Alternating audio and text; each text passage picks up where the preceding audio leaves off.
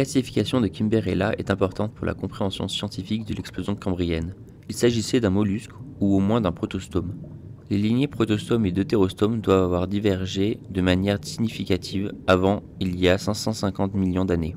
Même s'il s'agissait d'un bilatérien, mais pas vraiment d'un mollusque, son âge indiquerait que les animaux étaient déjà bien diversifiés, bien avant le début du Cambrien. Les longues épines dorsales de Wiwaxia peuvent avoir été une défense contre les prédateurs. Ils se déplaçaient apparemment par les contractions d'un pied, comme le font les limaces, sur sa face inférieure. L'appareil d'alimentation peut avoir agi comme une râpe pour gratter les bactéries du dessus du tapis microbien qui recouvrait le fond marin.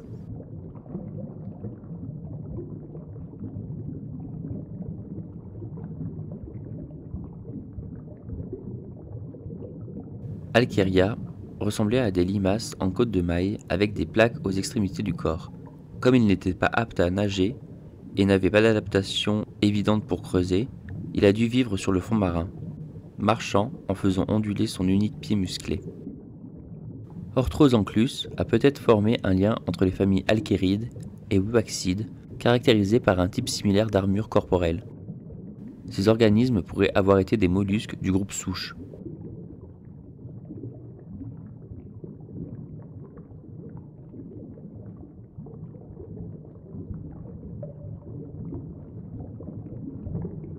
Les bivalves, en tant que groupe, n'ont pas de tête, et il leur manque certains organes habituels des mollusques comme le radula et l'odontophore. La majorité sont des filtreurs. Les branchies se sont transformées en sténidies, des organes spécialisés pour l'alimentation et la respiration. La plupart des bivalves s'enfouissent dans des sédiments où ils sont relativement à l'abri des prédateurs. La coquille est composée de carbonate de calcium et se compose en deux parties, généralement similaires, appelées valves. Ils apparaissent dans les archives fossiles pour la première fois au début du Cambrien, il y a plus de 500 millions d'années, et le nombre total d'espèces vivantes est d'environ 9200.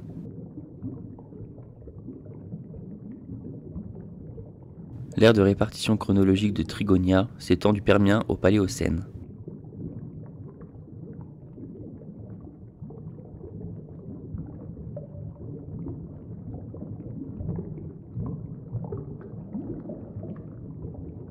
La classification des rudistes comme de véritables constructeurs de récifs est controversée car ils attraperaient et piégeraient beaucoup de sédiments entre leurs valves coniques inférieures.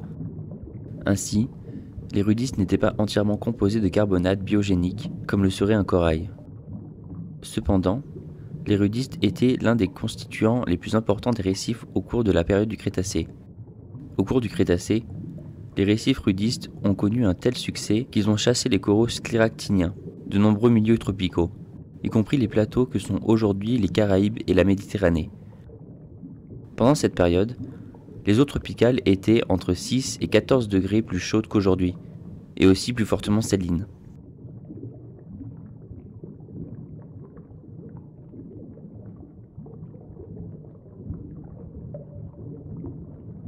Les bénitiers géants sont l'une des espèces de bénitiers les plus menacées.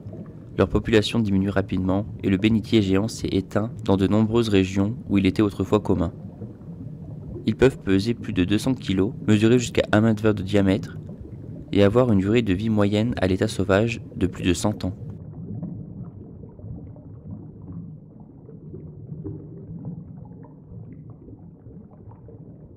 Les panopes sont l'un des organismes vivants qui existent depuis le plus longtemps dans le règne animal. Le plus vieux spécimen enregistré avait 168 ans. Il aspire l'eau contenant du plancton à travers son long siphon, la filtre pour la nourriture et éjecte ses déchets par un trou séparé dans le siphon.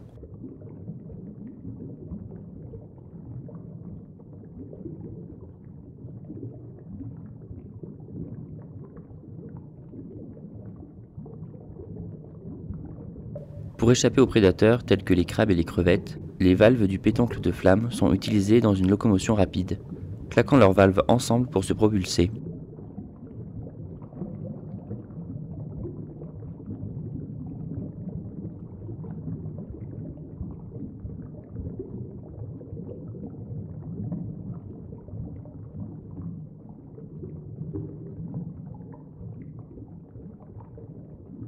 Les gastropodes constituent une partie importante des mollusques et constituent la classe la plus diversifiée du phylum.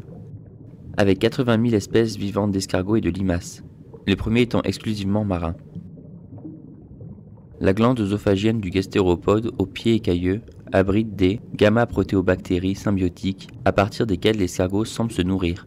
Il est considéré comme l'un des gastéropodes hydrothermaux des eaux profondes les plus particuliers.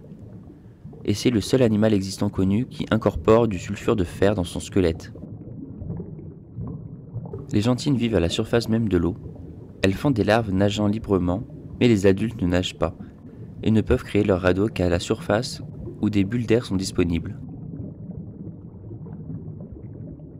Le nom Xenophora signifie « portée des étrangers », soi-disant parce que chez la plupart des espèces, l'escargot cimente de morceaux de roche ou de coquillage à sa propre coquille, à intervalles réguliers au fur et à mesure que la coquille grandit. Le cône géographe est un piscivore qui vit dans les sédiments des récifs peu profonds, se nourrissant de petits poissons. Il libère un cocktail venimeux dans l'eau afin d'étourdir sa proie. Il tire une dent modifiée en forme de harpon à pointe de venin sur sa proie. Le harpon est attaché au corps par une trompe et la proie est tirée à l'intérieur pour être ingérée.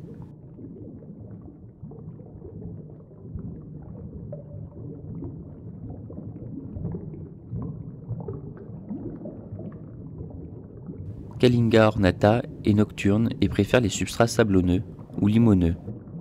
Il a été démontré qu'il se nourrissait d'ophiures, un régime tout à fait unique pour un nudibranche.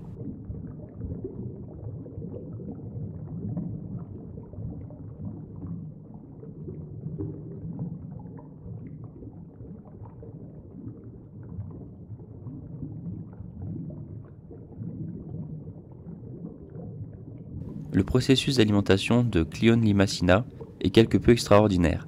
L'appareil buccal est constitué de 3 paires de cônes buccaux. Ces tentacules attrapent la coquille de Limacina. Lorsque la coquille de la proie s'ouvre face à la radula du clione, elle saisit alors la proie avec ses crochets chitineux, retournés des sacs à crochets. Ensuite, il extrait complètement le corps de sa coquille et l'avale en entier.